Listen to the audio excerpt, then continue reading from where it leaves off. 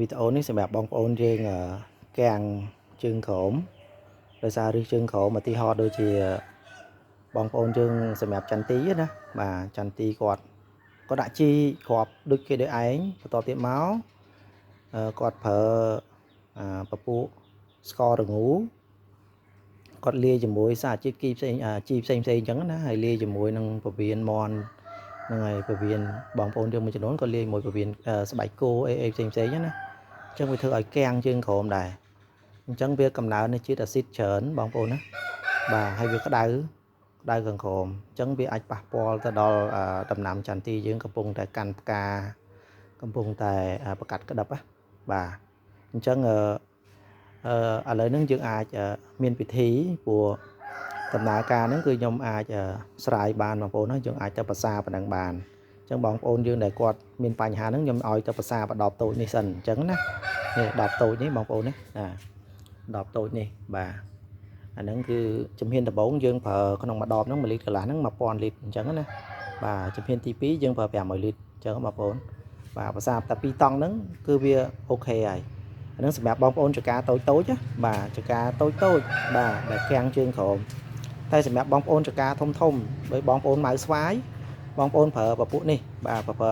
អាការធំមិនចំណេញអញ្ចឹងណាបាទអញ្ចឹងនេះខ្ញុំដាក់ស្តង់ដា3000លីត្រណាជាក់ស្ដែងណា3000លីត្រស្តង់ដាវាតែបើសិនជាបងប្អូននឹងកណុដីវាមានជីជាតិហើយមានជីជាតិល្អហើយខ្លះអញ្ចឹងណាតែវាកាំងដោយសារជីដោយសារយើងបាញ់ប្រភេទ liquid អីផ្សេងមួយចំនួនអញ្ចឹងទៅវាធ្វើឲ្យកាំងជើងក្រោមបាទឬនឹងវាក្តៅពេកវាលើសជាតិអាស៊ីតច្រើនអញ្ចឹងបងប្អូនដែលប្រើពពួកជំនួយនេះអញ្ចឹងណាបាទប្រើពួកជំនួយនេះដើម្បីវាមានកម្លាំងឡើងវិញជំនួយ organic ហ្នឹងណាបាទយើងប្រើប្រភេទនេះទៅយើងអាចក្នុងនេះជាក់ស្ដែងបើសិនជាដីគាត់មានជីជាតិខ្លះហើយប៉ុន្តែគ្រាន់តែវាក្តាំងបងប្អូនអាចប្រើ6000លីត្របានឬក៏4000លីត្រ5000លីត្រក៏បានតែស្តង់ដាខ្ញុំដាក់តែ3000លីត្រអញ្ចឹងណាបងប្អូនណាបាទវាដោយសារអីតំបន់ខ្ញុំនេះវាច្រើនតំបន់ដីគ្រោះដីខ្សាច់ហើយនឹងវាថ្មលាយអីអញ្ចឹងណាអញ្ចឹងហើយខ្ញុំទៅប្រើឲ្យខ្លាំងអញ្ចឹងបងប្អូន3000លីត្រណាបាទតែបើសិនជាតំបន់មួយចំនួនដូចជាតំបន់ដូចនៅសៀមរាបដូចនៅឧត្តរមានជ័យបាទកន្លែងកំពង់ធំអីចឹងមួយចំនួនដីមួយចំនួនដែលវាមានទំនាបស្រាប់ហើយដីវាលបាយដីច្រើនអញ្ចឹងណាបាទមានដីខ្សាច់ឬក៏តំបន់នៅចកាលើអីដីក្រហមដីអីចឹងសម្បូរដីហើយស្រេចអញ្ចឹងដីល្អហើយប៉ុន្តែវាក្តាំងអញ្ចឹងបងប្អូនលាយ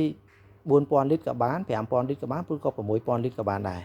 អញ្ចឹងណាបាទនេះសម្រាប់បងប្អូនដែលគាត់យកទៅសម្រាប់បាញ់ជើងក្រោមជំនួយជើងក្រោមបាទជំនួយរឹសវាបាទអញ្ចឹងអូខេមានប៉ុណ្ណឹងបងប្អូនណាបាទហ្នឹងហើយអរគុណច្រើនបងប្អូនណាជំរាបលាបាទ